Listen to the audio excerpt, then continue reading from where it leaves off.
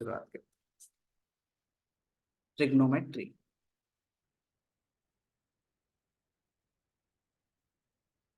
Now, trigonometry of this class is very, very, very different from trigonometry of class 10th. उसका एक reason है, class 10th तक जब angles की बात करते थे, this is an introductory class, so I will be talking about almost all the things जो कि हम ट्रिग्नोमेट्री में पढ़ने वाले हैं, एंड देन धीरे धीरे we will pick those topics and discuss about. So let's just talk about quadrants in general. So we know that this is x-axis, this is y-axis, this is our xy Cartesian plane. ठीक है, Cartesian plane. Now हमने अभी तक जितने भी trigonometric angles पढ़े थे वो सिर्फ और सिर्फ किस में पढ़े थे? वो सारे के सारे हमने पढ़े थे फर्स्ट क्वाड्रेंट में, विच मीन्स कि हमने फर्स्ट क्वाड्रेंट में एक राइट एंगल ट्रायंगल बनाया था और उसके बेसिस पे हम बोलते थे let's say this is our right angle triangle A B C, this is the 90 degree. AC here is supposed to be the hypotenuse, okay, and then BC here, let's say we want to talk about this angle theta, so this was the opposite side to it, तो इसे हम opposite side या फिर perpendicular बोलते थे, and जो साथ में इसके साइड थी एंगल के उसको हम adjacent side या फिर बेस बोलते थे. And their sine cos tan याद करने के लिए हमने साइन कोसाइन एंड टैन याद करने के लिए हमने एक बहुत ही गंदा सा प्रोवर्ब सीखा था, मुझे नहीं मतलब जो भी मतलब व्हाटएवर माइट बी और पाकिस्तान भूखा पैसा एंड स्टफ, ठीक है, तो PBH, ठीक है, सो divide by h, divide by h, divide by b. This used to be a sine cos tan. Well, the problem with this was we never actually understood what sine was. We never actually understood what cos was or what tan was. Now, there is a reason I have drawn the diagram right now in this particular way. So let's just think about this particular diagram and discuss about this diagram in general. So sine in general of any of these points. अभी पहली बात एक और चीज, यहाँ पे quadrants कौन से है? This is the first quadrant, this is the second quadrant, this is the third quadrant and this is the fourth quadrant. ये सारे क्वाड्रेंट्स हैं. हमें पता है फर्स्ट क्वाड्रेंट में क्या होता है, दोनों पॉजिटिव होते हैं, एक्स भी पॉजिटिव होता है और वाई भी पॉजिटिव होता है. सेकेंड क्वाड्रेंट में एक्स नेगेटिव होता है लेकिन वाई पॉजिटिव होता है. थर्ड क्वाड्रेंट में एक्स भी नेगेटिव होता है, वाई भी नेगेटिव होता है.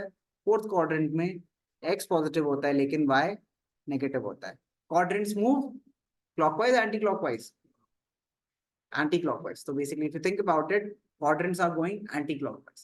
In general, all angles also move anti-clockwise. So when I want to measure an angle and I am moving clockwise, तो मैं negative angles measure करूँ.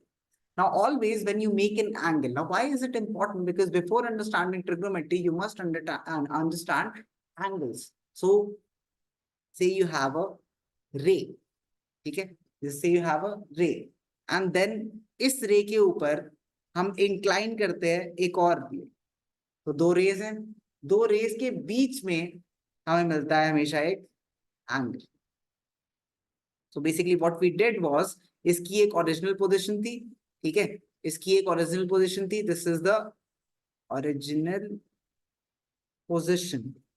Now what I did was I just rotated it and then I got to a terminal position.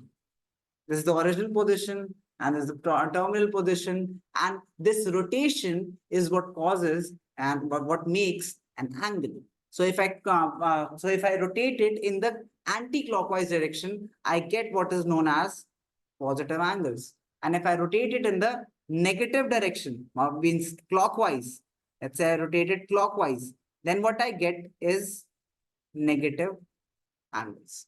Now, if it is about rotation, think about it. अगर मैं आपको बोलूं, let's say कि बेटा turn towards your right, so you rotated 90 degree. So if I tell you कि you are this person and you rotated towards your right, you turn 90 degree, then I say now turn back, मतलब बिल्कुल अपने मुड़ जाओ सीधा, तो you turned 180 degree.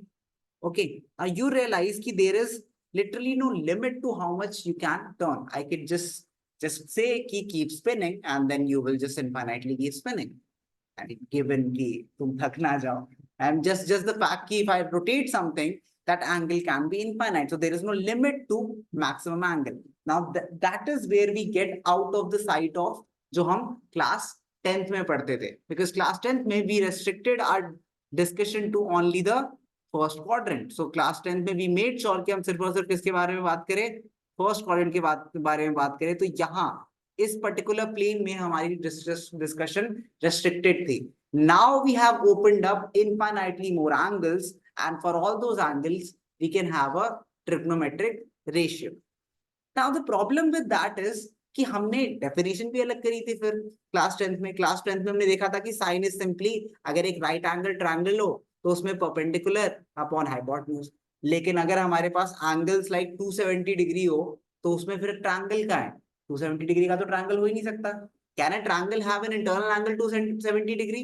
No. Maximum तीनों का सम 180 डिग्री होता है, तो एक एंगल 270 कैसे हो सकता है? सिमिलरली एक एंगल 240 कैसे होगा?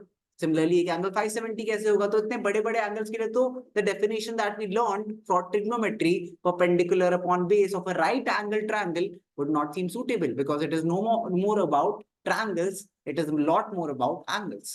We can have trigonometric ratios of almost all angles. Okay, so now let's discuss, let's come back to कि हमने सर आपने यहाँ पे सर्कल क्यों बनाया? What's so special about this circle? Why did we make a circle? Now one of the reasons, I have two reasons to make the circle. One of the reasons is I want to show you that different angles will result from different rotations. I just want to result in the fact that different angles will come result of a different rotations. The second thing I want to show you is the fact that is circle pe hamesha, this is a unit circle. So what I have made right now is what is known as a unit circle. What could be the meaning of unit circle? What do you think? क्या हो सकता है मतलब unit circle के? Unit का मतलब क्या होता है? 1. So basically unit circle is radius 1. So अगर radius 1 unit हो, so that is what we call a unit circle. Now if we have a unit circle and we have some angles, now again the first topic that we will study under trigonometry is angle measure. We'll study how about different angles and different conversion of angles. So हम radian measure में पढ़ना सीखेंगे, angles को degree measure से radian measure में convert करना सीखेंगे. That is one of the first topics जो कि हम ट्रिग्नोमेट्री पे करेंगे. Second thing is when we will identify कि कौन सा रेशियो किसमें हो. How to identify, how to look towards angles and how, let's understand the meaning of trigonometric ratios first. So let's redraw this particular diagram and let's just talk about sine in general. हम सिर्फ और सिर्फ sign की बात करेंगे.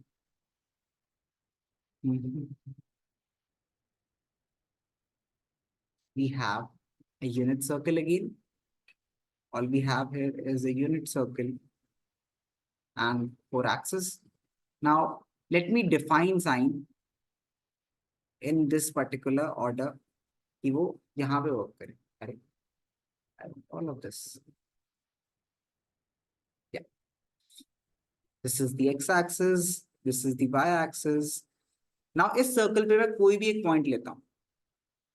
ठीक है, इस सर्कल में मैं कोई भी एक पॉइंट लेता हूँ. मैं इस सर्कल पे ही पॉइंट्स भी ले रहा हूँ बिकॉज थिंक अबाउट इट, एक सर्कल पे कितने पॉइंट होते हैं?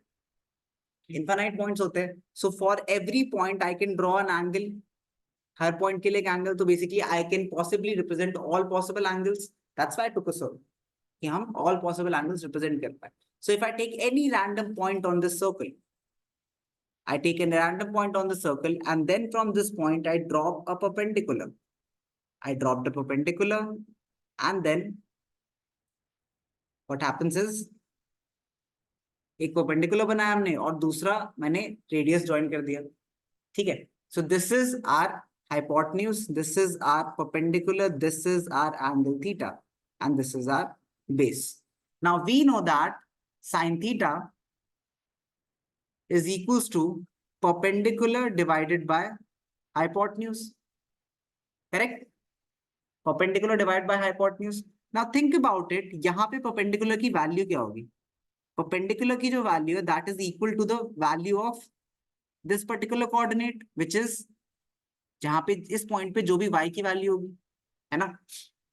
अगर मैं p की value की बात करूं, notice कि ये p की value किसके equal है? y की value के यहाँ पे.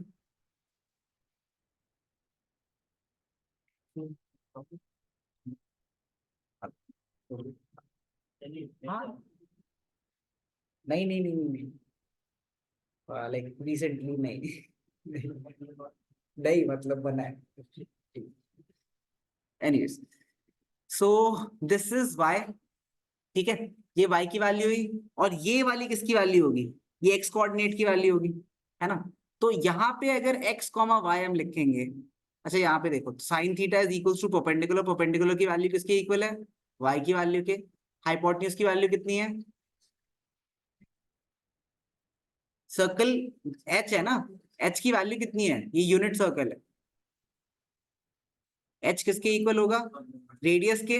h is equals to the radius of circle, और रेडियस ऑफ सर्कल कितना है? 1 unit. So this is equals to y by 1. So this is equals to y. Okay. And similarly cos theta क्या होता है? Base upon hypotenuse. b की value कितनी है? b is equal to x divided by 1. This is equals to x.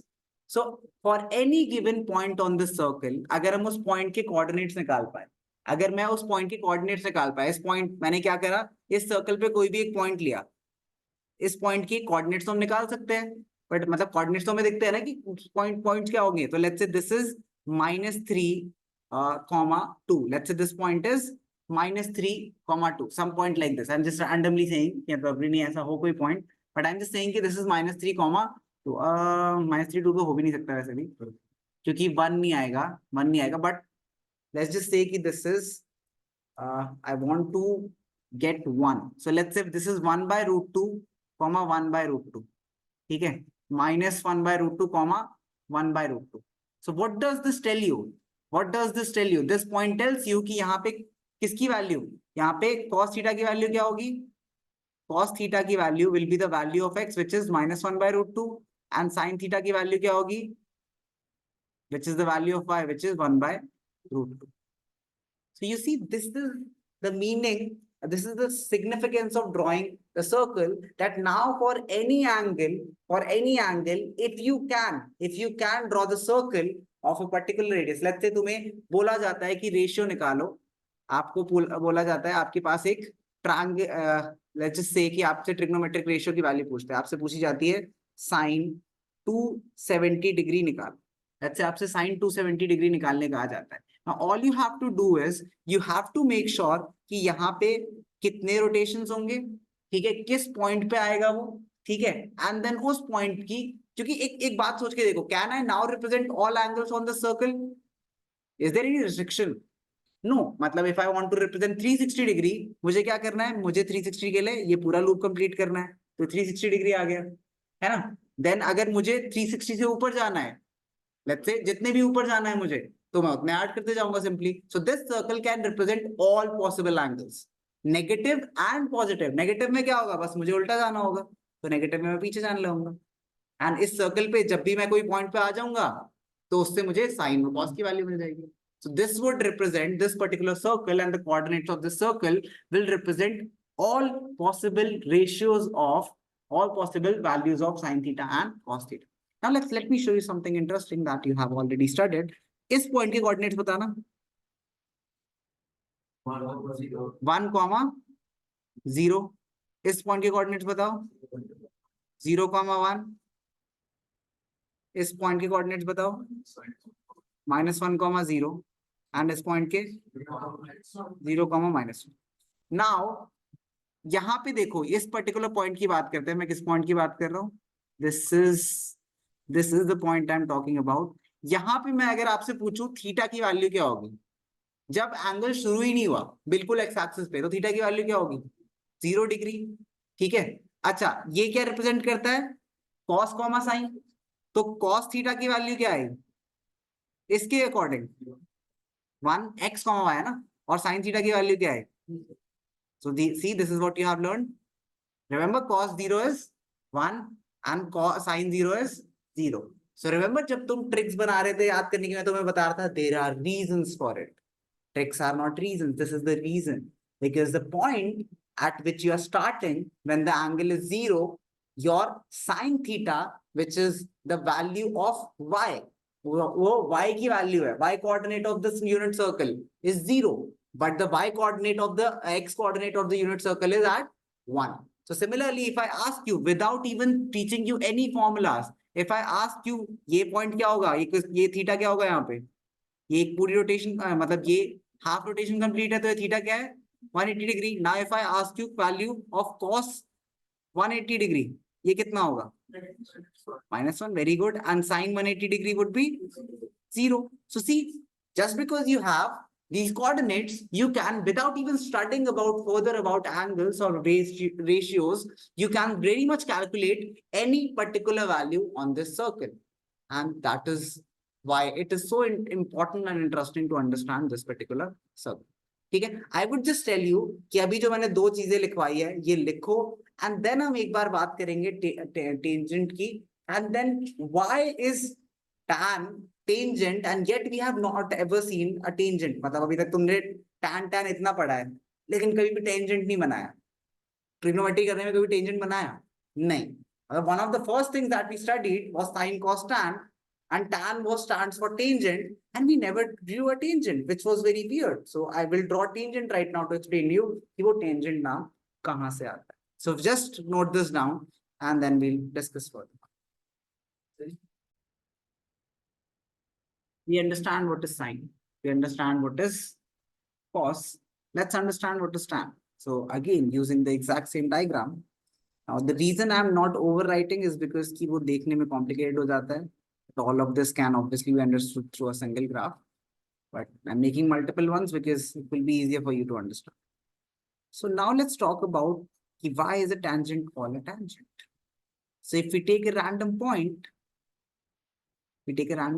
on this, and then at this point we draw, what do we draw? Obviously a tangent line. We have a tangent line at this point. Now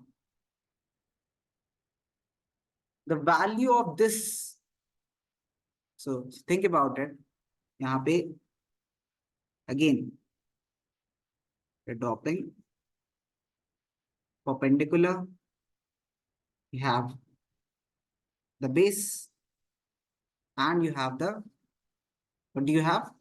Hypotenuse. Okay, now what is exactly tangent? Now tangent exactly is the ratio between what? The ratio between these two. So we have the length of the tangent. If you think about it कि इस tangent की हम बात करते हैं, तो जब हम जीरो पे है, ठीक है, जब हम जीरो पे है तो ये टेंजेंट क्या होगी? एक्स एक्सिस के साथ कोइंसाइड करेगी, है ना. जब एक्स जीरो पे होंगे हम एक्स एक्सिस के साथ कोइंसाइड करेगी. And if you remember correctly, so if we take this point, let's say this point is O and this is a random point A, then the value of tangent means, let's see, let's draw this. Yeah, so tan theta, if you might remember, was equal to, याद है किसी को tan theta क्या होता था? P by B. Oh sorry, P by you have, well same ही बात है, like you have either opposite divided by adjacent or P by B. Both of them mean the same thing, and what it means is कि P divided by B का ratio. Now there is a little bit of similarity of triangles to show that how do you find this ratio equal to the ratio that we are talking about of this tangent. Okay, we are talking about the line, this tangent line. Okay, this tangent line and this radius. So we are saying कि जिस radius और इस tangent line का जो ratio है, that ratio will give you what?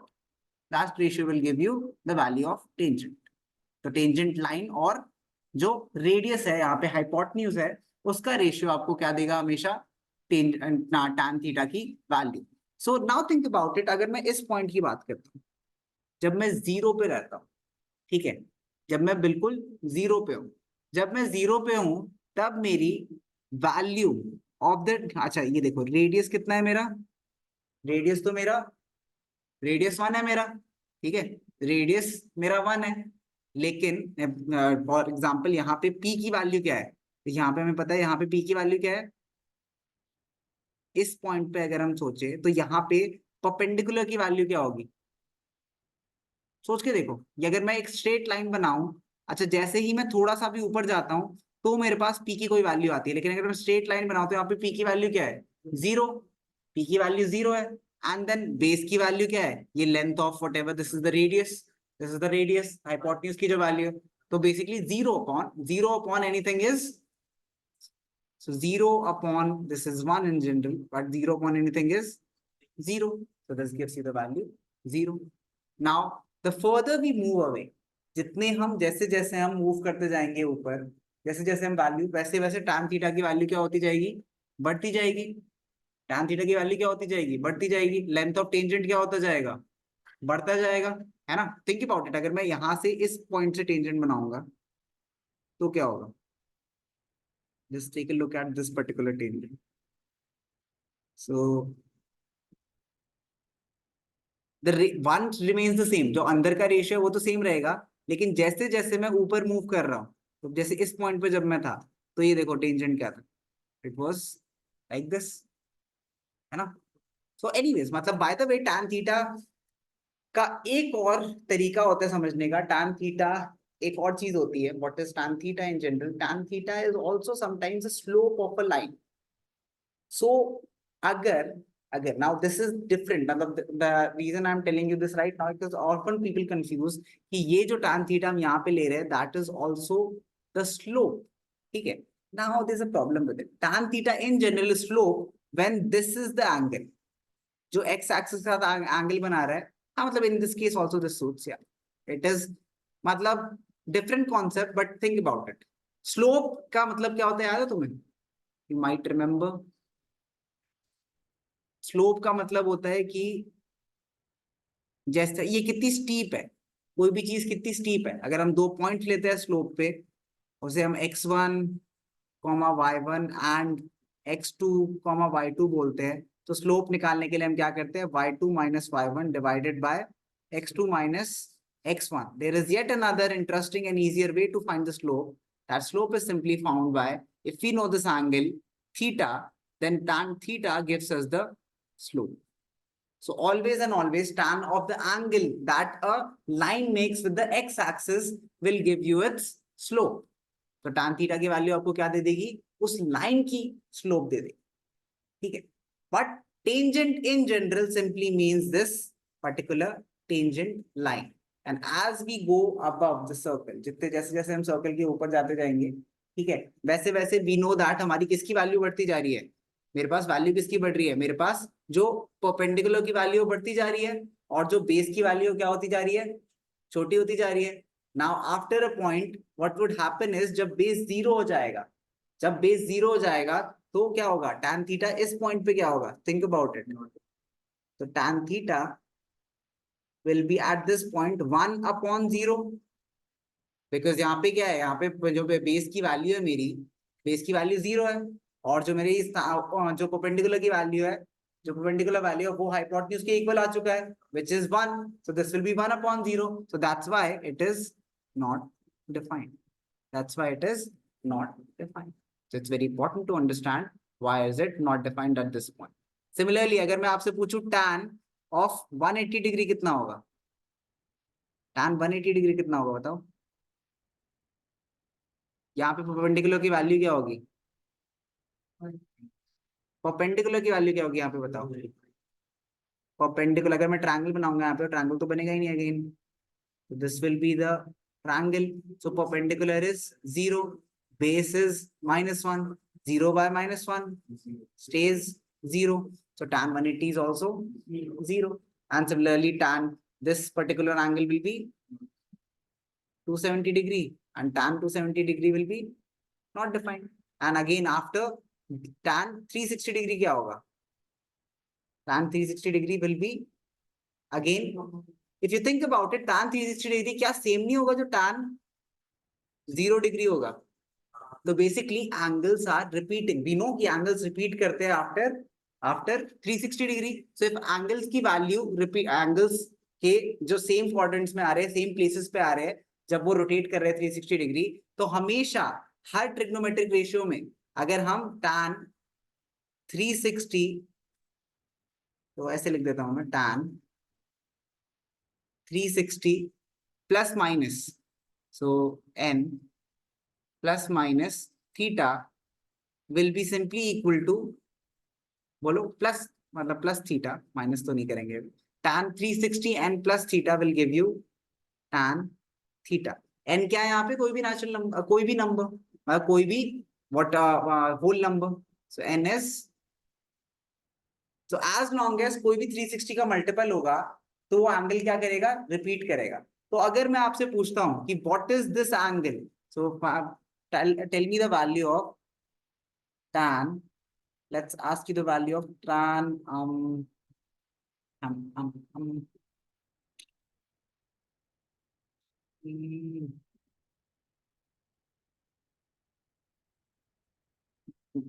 एक second रुक जाओ.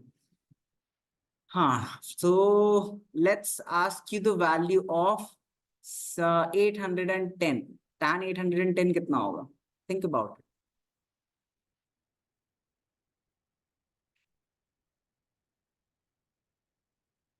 इसमें से 360 का मैक्सिमम जो मल्टीपल निकलता है वो निकाल लो. तो दिस इज tan 720 प्लस 90, और tan टू 720 के बाद तो वैल्यू रिपीट ही होती है. 360 का मल्टीपल तो हम गायब कर सकते हैं, which will give us tan 90, which is still not defined.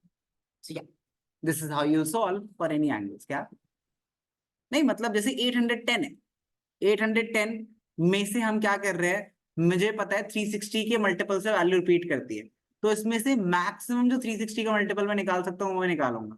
तो मैक्सिमम 360 का जो मल्टीपल है विच इज 360 इंटू 2 720 प्लस 90 लिख सकते हैं हम इसे. अब मुझे पता है 360 n के बाद वैल्यू रिपीट करती है, तो मैं 360 n को अवॉइड कर सकता हूँ, सीधा tan थीटा लिख देता हूँ. तो सिमिलरली यहाँ पे 720 गायब हो गया, मैं सीधा tan 90 लिख दिया, because trigonometric values will repeat themselves. Trigonometric values will repeat themselves, and that's why it's so easy to understand when I say कि मुझे इसका ग्राफ बनाना है. So let's just say I want to make its graph. Now this is the you might arguably my favorite concept in trigonometry, which is how do these graphs get formed. So you might have seen, मतलब I am pretty sure कि तुमने जिंदगी में कभी तो sign का graph देखा होगा जो कुछ ऐसा दिखता होगा, और कॉस का भी ग्राफ ऐसा ही देखा होगा. हाँ, और देन टैन का ग्राफ थोड़ा सा ज्यादा अजीब, ऐसा देखा होगा. So let's just discuss what happens. मतलब आई एम नॉट श्योर कि हम टैन तक तो पहुंच पाएंगे, but I am pretty sure कि हम साइन कॉस का देख पाएंगे. Again and again we just studied a single concept.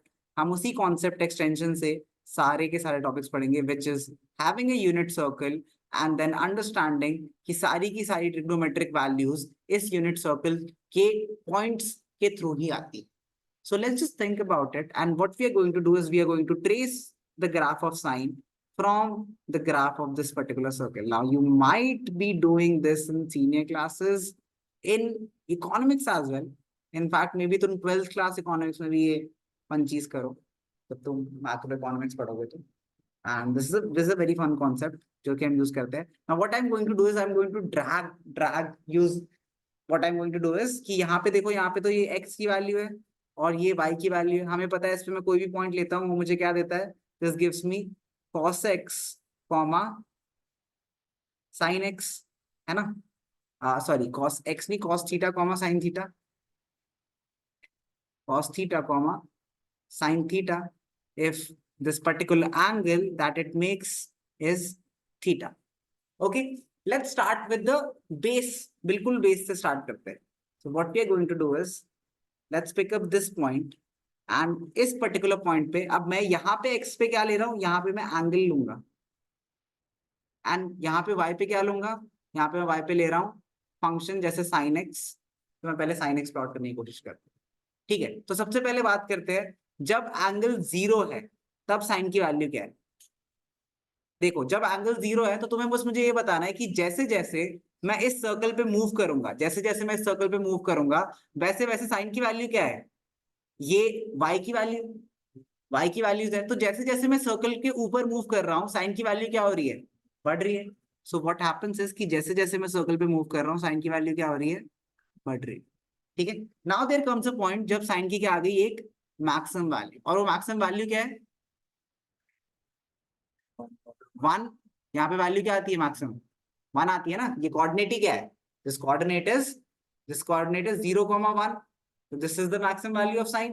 तो यहाँ पे वैल्यू जो आ गई, दैट इज 1. और ये वैल्यू कौन से एंगल पे आई, this value came at angle 90 degree.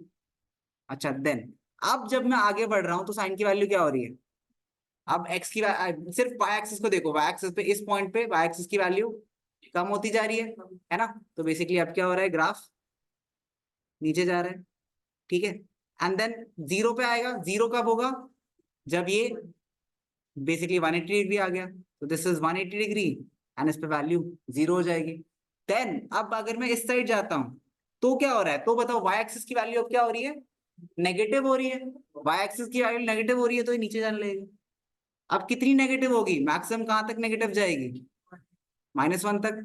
तो basically this graph will go maximum up till, this will go maximum up till, एक second, so 0, -1, and this graph now goes maximum up to towards the downside, which is -1. And where when does it go to -1, जब ये 270, and then 270 के बाद वापस जब ये बढ़ने लगेगा एंगल, तो क्या हो रहा है, अब y की वैल्यू -1 से कम होती जा रही है. तो अब ये वैल्यू दोबारा -1 से सॉरी बढ़ती जा रही है. तो बेसिकली ये ऊपर आने लगेगा ग्राफ दोबारा, और दोबारा कब कहाँ टच करेगा, 0 को टच करेगा. ठीक है, so what is happening is you get a cyclic and then दोबारा से साइकिल रिपीट होगा. So this is what is known as the sine wave. So this is your sine wave, and this is why it happens, because you can see the value of y increasing then decreasing, increasing then decreasing, and this is why it forms a continuous loop. और इसीलिए अगर आपसे कोई पूछे maximum value of sine theta, आप क्या बोलोगे, बोलो 1. और minimum value of sine theta -1. So if I ask you the question, maximum value of sine 2 theta, ये कितनी होगी, 2 या 1, 2 या 1. Maximum value of sine 2 theta क्या होगी, हाँ, हाउ मेनी से 2, 1 2 3, हाउ मेनी से 1 1 2, तू क्या कहती है, क्या तू सोच के देखो. देखो, अगर मैं तुम्हें एंगल बताऊं ही ना क्या है, तो इसकी वैल्यू क्या है, मैक्सिमम ऑफ साइन कुछ भी is what, 1. So I don't care what the angle is. If I write यहाँ पे sin 1053 theta, its still value, maximum value will be 1. Its still maximum value will be 1. So इसकी maximum value is still 1. What is the max value of sin 2 theta divided by 2? 1/2, because sign की maximum value क्या हो सकती है, 1. लेकिन उसके बाहर 1/2 है, फंक्शन के अंदर नहीं है, बाहर है फंक्शन के 1/2. तो इसकी मैक्सिमम वैल्यू क्या हो जाएगी, 1/2. See how interesting it is maximizing and minimizing functions. अगर 2 sin theta होता तो मैक्सिमम वैल्यू 2 हो जाती, बाहर, क्योंकि बाहर है. So it's very important to understand, and this gives us the fact that obviously sin 2 theta and 2 sin theta are not the same thing, which we will eventually study, that they are not the same thing, but it gives us a very good intuition about कि sine एक ऐसा function है जो हमेशा क्या value लेगा, -1 और 1 के बीच में ही, अनलेस एंड अनटिल मैं उसके आगे कोई स्केलर मल्टीप्लाई करूं, तब तक उसके अंदर मैं क्या एंगल डालता हूं उससे फर्क नहीं पड़ता, और ऐसा कोई एंगल है जिसपे वो डिफाइंड ना हो. If you think about it, this is a continuous graph, which means कि अगर मैं एक प्लॉट बनाऊं -इंफिनिटी से इंफिनिटी तक, एंड मैं साइन प्लॉट करना स्टार्ट करूं, it will be defined at all particular points. You might ask कि सर ठीक है, समझ आया, इंटरेस्टिंग है, वेरी वेरी वेरी इंटरेस्टिंग. क्यों? Why the hell are we studying sin theta? मतलब is there a real world application of these trigonometric ratios? मतलब हम खड़े होके application of trig तो मैं 10th में पढ़ा है, खड़े होके प्लेन का डिस्टेंस तो हम नहीं निकाल रहे सर, डेफिनेटली नहीं निकाल. Let me teach you a very very good or better application of sin theta, which is something you almost daily use. ठीक है, तो आप सबके पास almost earbuds या some form of headphones होंगे, and आप सबको पता होगा कि headphones में there is something called ANC. What does ANC stand for? Active noise cancellation. Active noise cancellation. Now, what has sine to do with active noise cancellation? Now, what is sound? So if you think about sound, sound is a series of waves. Now, every wave, now this is something a mathematical proof exists for, every wave can be broken down into a number of sine waves. So what you have to do is you have to just look for the right number of sine waves and right magnitude of sine waves जिसमें तुम एक किसी भी wave function को break कर पाओ. तुम इस वेव फंक्शन को साइन वेव्स में ब्रेक कर लोगे. Now you can feed in that data into the computer. Now what you want is कि मुझे इसका इक्विवेलेंट नेगेटिव वेव निकालना है. नेगेटिव वेव मतलब इसका इक्विवेलेंट कैंसिलेशन वेव निकालना है कि मैं ऐसा वेव बनाऊं कि जब ये नीचे है तब वो क्या जाए, ऊपर जाए, और जब ये नीचे है, ओ माय गॉड क्यों ऑन कर रखा है मैंने, जब ये नीचे है तब वो क्या जाए, ऊपर जाए, और जब वो ऊपर है तब ये नीचे जाए. इससे क्या होगा, रिजल्टेंट जो वेव आएगी जो आपको सुनाई देगी वो एक स्टैटिक नॉइज होगी. Now this is something you might have observe कि सर अगर साइलेंस होती है ना और अराउंड तो अच्छा लगता है, लेकिन अगर एक्टिव नॉइज कैंसिलेशन बड्स लगा के साइलेंस होती है तो उसमें कुछ खलता है. मतलब there is some static noise, there is some static irritating noise, कि मतलब ऐसा प्रेशराइज फील होता है. तो जब साउंड है नहीं तो सर हमें प्रेशर क्यों फील हो रहा है? Because what is it is doing is rather than cancelling the waves, तो पैसिव डैम्पनर्स क्या करते हैं, पैसिव नॉइज कैंसलिंग मतलब बड़े बड़े हेडफोन क्या करते हैं, साउंड को आने ही नहीं देते. बड़े बड़े हेडफोन साउंड को आने नहीं देते. साउंड एब्जॉर्बिंग मटेरियल क्या करता है, स्टूडियोज में जो लगा होता है फोम क्या करता है, साउंड एब्जॉर्ब कर लेता है, जाने ही नहीं देता है. लेकिन ये क्या कर रहा है, कह रहा है साउंड जाओ तुम, लेकिन हम तुम्हारे साथ एक और को भेजेंगे कि वो बंदा पहचान ही ना पाए किस चीज की आवाज, पहचान ही ना पाए.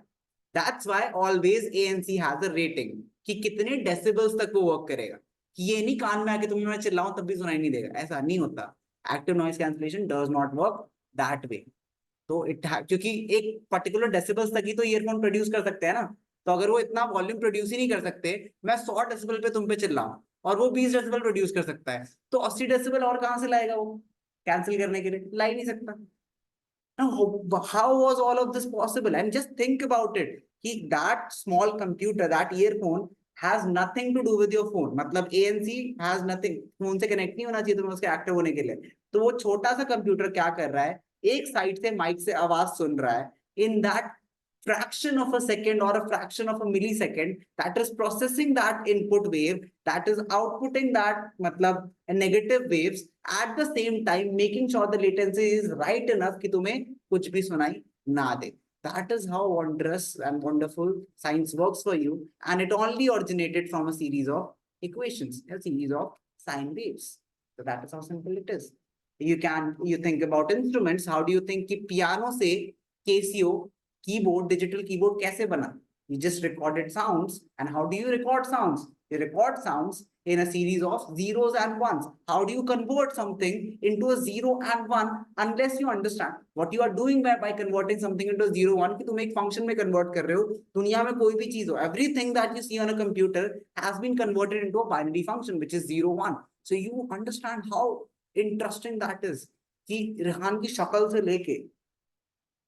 शक्ल से लेके स्टैचू ऑफ लिबर्टी की फोटो दोनों की 01 में ही कोडेड है. एंड द ओनली डिफरेंस, हाँ मतलब थोड़ा ही डिफरेंस है. ये भी हरा वो भी हरा, ठीक है. इसने भी कुछ नहीं करा, खड़े रहना है, उसने भी कुछ नहीं करना, ठीक है. तो you understand ki how interesting that is, and all of that is just possible through a series of multiple functions that your computer, that is why it is known as a computer, a computation device. It is not doing anything but a series of computation. Why do you think this AI and all of this is so interesting? कि अब randomly तुम एक photo से एक इंसान को delete कर सकते हो. How does the computer know कि बैकग्राउंड में क्या था? It is just making a very intelligent guess, and it works. It works. How does it work? And how do you think कि उसके पास एक्चुअल ह्यूमन ब्रेन नहीं है, उसको नहीं दिख रहा कि ग्रास है ना तो उसके ऊपर ग्रास आएगा. उसको क्या दिख रहा है? नीचे पिक्सल वैल्यूज, कि नीचे वाली पिक्सल वैल्यूज ग्रीन कलर की है. तो आगे भी मेजॉरिटी फोटोज में जो इस टाइप के होते हैं उसमें कोरिलेटेड है वो ग्रीन वैल्यू से, तो ग्रीन आएगी. तो हर चीज जो आप कंप्यूटर को समझाते हो, it's not the computer that is smart, it's the human who was smart enough to make it. How was all this possible? Because someone put in the effort at the right age to study their trigonometry. ठीक है. Because someone did put in the right effort to understand all of these things. Radio frequencies are exactly sine waves, and that's a very good thing. Yeah. So if you remember, if you understand, there are two types of modulation. There is FM and there is AM. तुमने FM तो बहुत सुना होगा. FM stands for frequency modulation. So what happens is कि radio towers, जितने भी radio channels होते हैं, वो एक पर्टिकुलर फ्रीक्वेंसी खरीद लेती है और उस फ्रीक्वेंसी पे वो उस फ्रीक्वेंसी पे वो डेटा ट्रांसफर करती है. और तुम्हारा छोटा सा रेडियो क्या करता है? उस फ्रीक्वेंसी को कैच करके डेटा को बस आउटपुट करता है और तुम्हें गाने सुनाई देते हैं. और what is radio wave? Radio waves are sine waves. All of that radio waves are sine waves. And in fact, we are, even though we cannot see radio waves, we are surrounded by sine waves. We are surrounded by sine waves. The reason कि तुम्हारे phone में 5 network आ पा रहे हैं या फिर जितने भी आ रहे हैं अभी, या वाईफाई हमें यहाँ पे नेट सिग्नल दे पा रहा है सबको, is because of a series of actual waves, not mathematical, actual waves which look like sine waves. So you can have waves like that. Does it mean it is a conventional sine x with a unit one circle? No. That does not mean. It totally depends. It totally depends. But all of this is very important for science students, because obviously you would eventually study a lot in your, मतलब पूरे की पूरी तुम्हारी wave function ही पढ़ना तुम्हारा पूरा का पूरा topic होता है. But even for commerce students, just to understand the depth of how beautifully maths like weaves, like you understand that maths is human made. We are trying to understand things by developing what we can. So this has all to do, everything that we are studying right now, everything that I'm teaching you right now has been made by someone. This did not exist in nature. Remember, mathematics never existed in nature. Someone made our life difficult purposefully. Someone actually chose to sit at home rather than playing and figure out the trigonometric ratios and stuff, so that in future we can just look at our phone and watch some reels and stuff. And just imagine someone making, मतलब किसी ने सोचा होगा जिसने पूरी अपनी life दे दी इतनी बड़ी साइंस डिस्कवरी करने पे. Let's say someone had to invent, by the way, you know, blue light किसी को इन्वेंट करनी पड़ी थी. ब्लू एलईडी इन्वेंट करना बहुत मुश्किल था.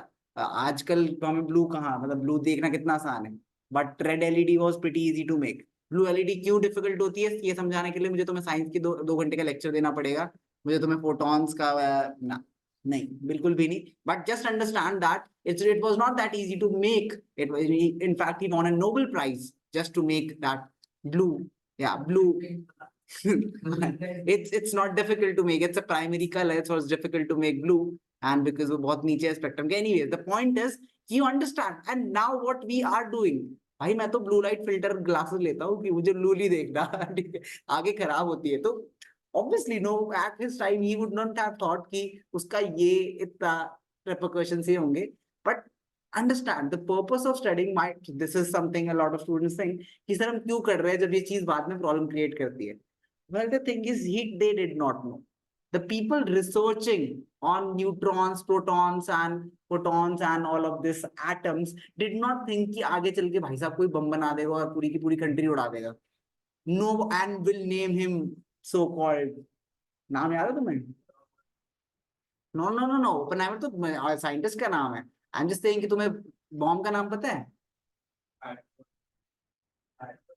मतलब एक तो small boy and then fat boy, I mean हाँ, ये that's the thing कि I mean just all these years of scientific research, you name something that bad, you do something that bad with it. So yeah, it's somehow disheartening, but you have to understand every privilege that we have right now. The reason why we can study on a smart board and a projector has everything to do with the development in science, and all of those development in science or commerce has somewhere rooted out from understanding the concept. So that is the reason. Why do I waste my, if you think about it, this is the whole first class and we have learned zero formulas, zero.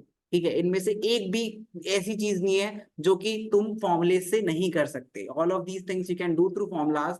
You would almost never require it. You would almost never try to explain it to anyone. The only reason I'm saying or teaching you because I just want कि कम से कम एक बच्चे भी का interest जग जाए ना वो समझने का, you know, I want to actually understand this. And you don't have that excuse that I had to waste my time to figure this all out. So you're saving a lot of time. Saving a lot of time. And again मैं तुम्हें बताता हूँ, just to realize कि ये कितना interesting है, you will not, it's totally okay, you will not, because you are being taught from the start. Just to realize how interesting this is, just do one thing and pick someone a little bit older to your age who has studied trigonometry, who knows the graphs, who knows the formulas, but does not know this. And just look at their face, you will realize how interesting this is. तुम्हें नहीं लगेगा यार, तुम्हें कैसे लगेगा? It's like कि बचपन से हमें जिस बच्चे को बचपन से रोटेशन ऑफ अर्थ पता है, एलिप्स का मतलब पता है, उसको कुछ इंटरेस्टिंग नहीं लगता कि हाँ ठीक है यार, मतलब that is how it's supposed to be. पर वो बच्चा जिसको बोला जा रहा था up till 8th class, sunrise in the east sets in the west, sun हमारे अराउंड घूमता है, उसको एकदम से बताया जाता है कोई किसी के अराउंड नहीं घूमता. There is no up and down, there is no left and right. ठीक है, everything is revolving around everything, and then we are in a galactic center. And he's like, oh, एक second, hold it. क्या? So it's interesting for him because he did not know. It's not interesting for you, at least not that much, because you already know. So that's why I say try teach other people. That will benefit you as well, because तुम्हें याद रहेगा ज्यादा time तक. और दूसरी बात, उनको समझ आए ना, फर्क क्या पड़ता है? तुम्हें तो याद रहेगा ना, मतलब it's the point is simple. उनको नहीं आया समझ, क्या फर्क पड़ता? Just go through it. I'll send you the PDFs. You can note it down. In the next class, we'll start with angle measure, and everything that we have studied, we will go into the details of it and learn all the formulas. ठीक है?